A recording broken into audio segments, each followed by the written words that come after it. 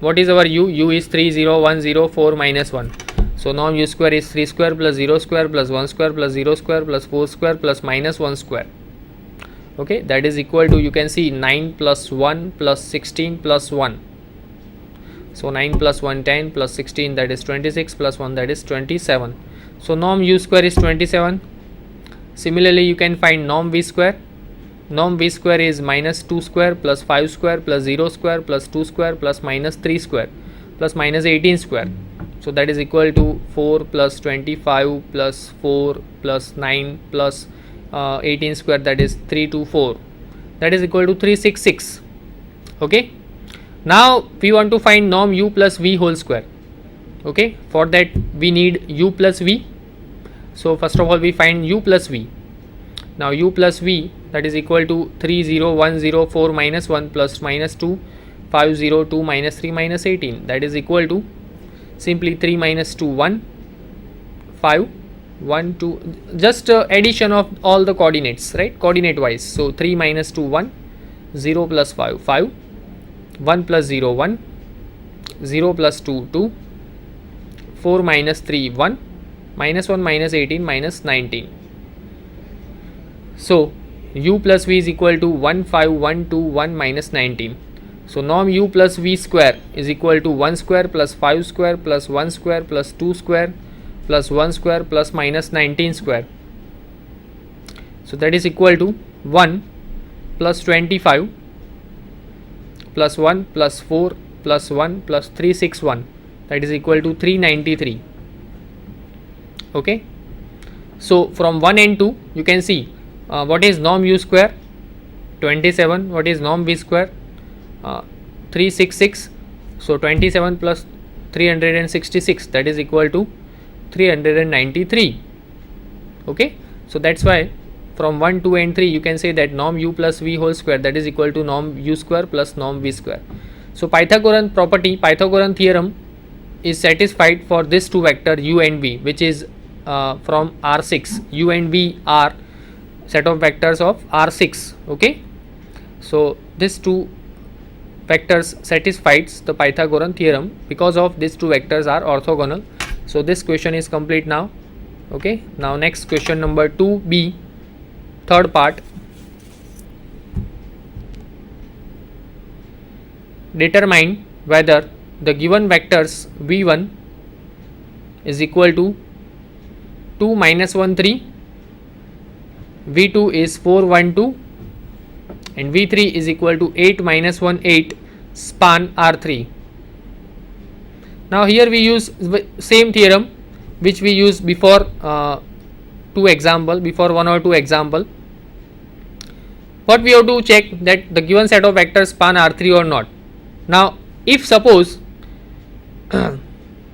we use this theorem that dimension of v is equal to n and S contains exactly n vectors, then S is a basis of R3 if S is linearly independent or S spans V. Okay. Now to prove S spans V or not, we need to check S is linearly independent or dependent. If S is linearly independent, S spans V, and if S is linearly independent, S does not spans V. Okay. So we can use this theorem again, because to prove S spans V it's quite difficult than to prove that S is linearly independent or dependent, right, by the definitions. So we just need to prove that S is linearly independent or not. If S is linearly independent, S spans V. If S is linearly dependent, S does not spans V. Why? These two are equivalent, spans and linearly independent, because of we have exactly the same number of vectors such that as the dimension, because these three vectors are R3 coming from R3, and dimension of R3 is equal to 3, and we have 3 vectors. So that's why we use this theorem, otherwise not. Okay, just try to understand, otherwise we cannot use this theorem. So here again we prove that S is linearly independent or dependent, and for that we use determinant.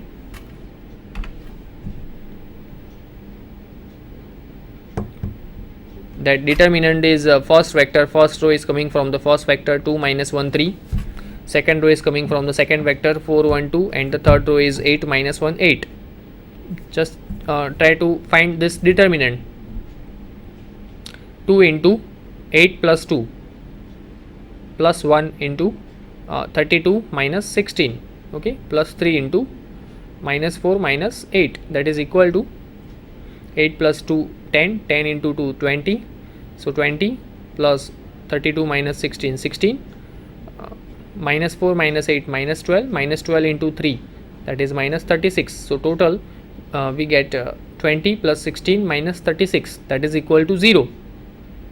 So we get the value of determinant is 0. That means S is not linearly independent, S is linearly dependent, and so S is linearly independent, this set does not spans R3. Okay. Now next question, question 2b, question 3. Question 2 is complete now. Question 3.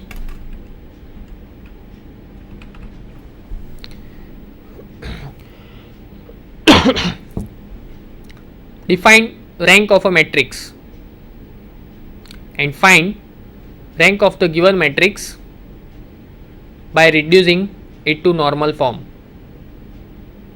Define rank of a matrix and find rank of the given matrix by reducing it to normal form A, where A is equal to the matrix A is in form of 3 cross 4.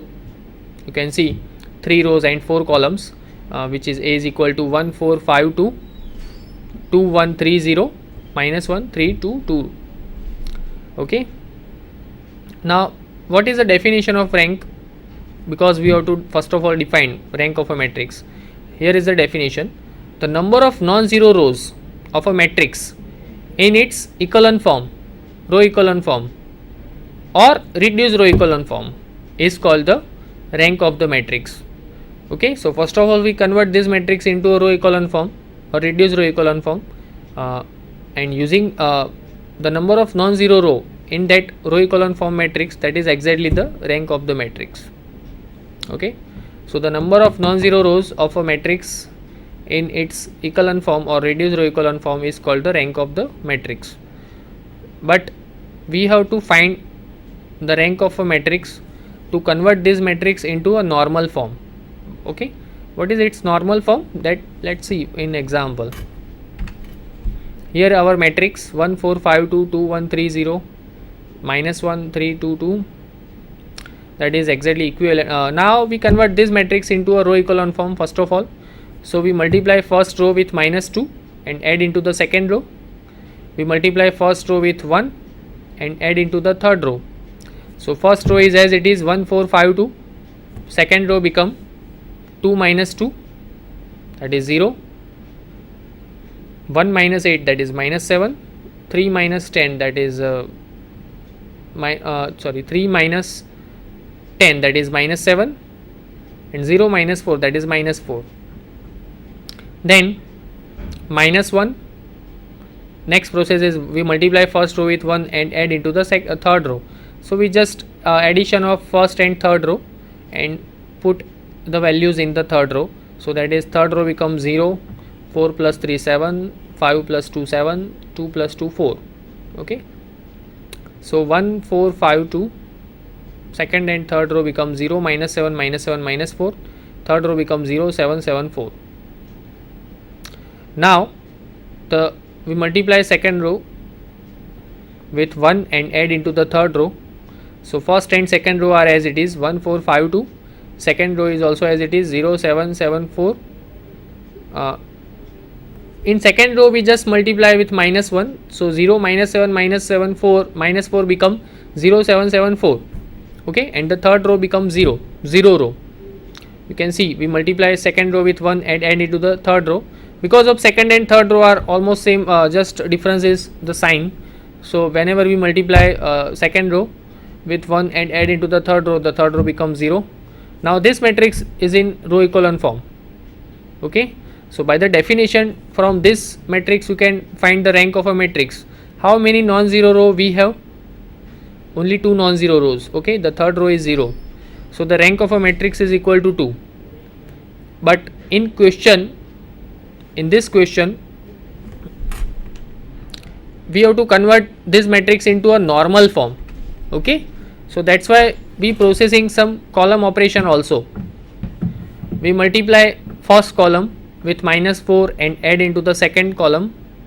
We multiply first column with -5 and add into the third column, and we multiply first column with -2 and add into the fourth column. We will get this matrix 1 0 0 from the previous matrix. Okay, here is the previous matrix, and the column operations are proceeding in this matrix, in last matrix you can see on the screen. And next matrix we will get 1 0 0 0 0 7 7 4 0 0 0 0. Okay, now next process is we multiply second column with -1 and add into the third column. We multiply second column with -4/7 and add into the fourth column. We will get 1 0 0 0 0 7 0 0 0 0 0 0. And now we just multiply second row with 1/7. You will get 1 0 0 0 0 1 0 0 and 0 0 0 0. Now this matrix into a normal form. Why it's normal form? Because you can see you can take first four elements 1 0 0 1, that is exactly the identity matrix of 2 cross 2. So you can say I2, the other elements are 0, below are also 0. So you will get I2 0 0 0, I2 0 0 0. So the rank of A is equal to 2. Okay, now next question, state dimension theorem and verify that for the given matrix A. State dimension theorem and verify for the given matrix A. Now what is dimension theorem? What is dimension theorem? That rank of the matrix plus nullity of the matrix, that is equal to n, where n is the number of column in the given matrix. So how many columns in this matrix? You can see how many columns? 5 columns. Okay, so definitely rank plus nullity of this matrix is equal to 5. That we have to prove. So definitely we have to prove rank and nullity both individually, and then try to check that addition of that two terms, rank plus nullity, equal to 5 for particular this two example. Okay, why it's 5? Because number of columns, we have 5 number of columns in this matrix, right? And our matrix is 2 2 minus 1 0 1. Here is the matrix, the same matrix I written here, okay, in this screen. Okay, so you don't need to check here, just same matrix. Whatever the dimension theorem I written here, statement of the dimension theorem, if A is a matrix with n columns, n number of columns, then rank of A plus nullity of A is equal to n, and A is equal to, that is our A, 2 2 minus 1 0 1 minus 1 1 minus 1 2 minus 3 1 1 1 minus 2 0 minus 1, and then fourth row is 0 0 1 1 1. Now first of all, again we convert this matrix into a row echelon form, and in row echelon form, whatever the non-zero row, whatever the number of non-zero row, that is our rank of the matrix. Okay, so first process is we interchanging the first and third row. So the first row become now 1 1 minus 2 minus 3 1. Second row and fourth row are as it is. So second row minus 1 2 minus 3 1. Third row become 2 2 minus 1 0 1, and the fourth row is also as it is, that is 0 0 1 1 1. Okay, so that is our first process. We are interchanging the first and third row. Now next process, we multiply. You can see what is our target.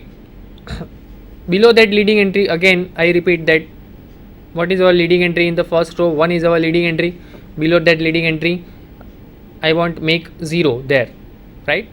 So what we have to do, we first multiply first row with 1 and add into the second row. We multiply first row with -2 and add into the third row. Okay, so and the last element is already 0 there. Okay, so next process, we multiply first row with 1 and add into the second row. We multiply first row with -2 and add into the third row. So the next matrix is okay. actually we are interchanging the second and fourth row.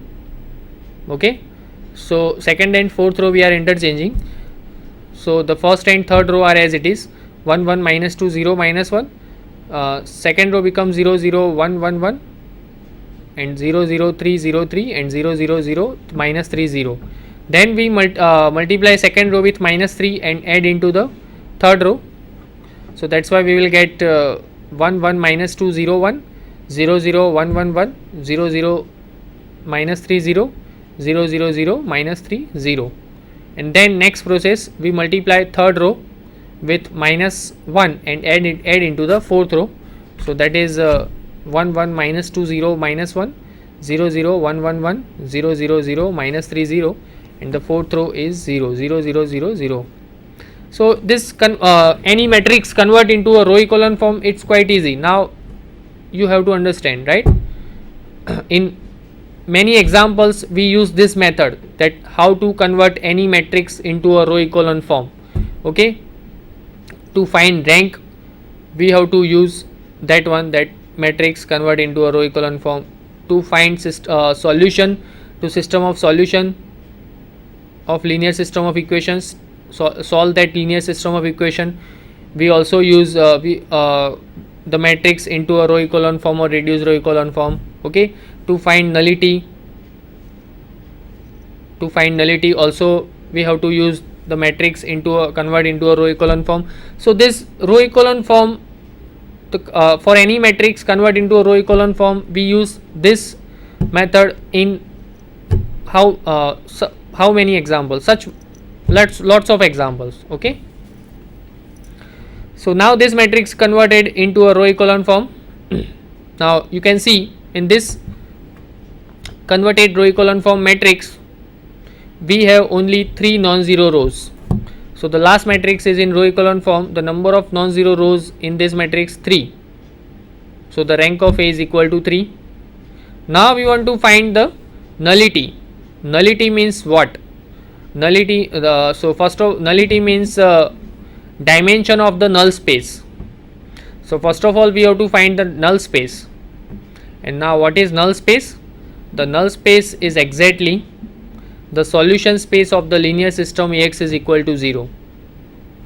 Okay, so from this row echelon form matrix we have such equations that x1, let take first row. What is our first row? 1 1 minus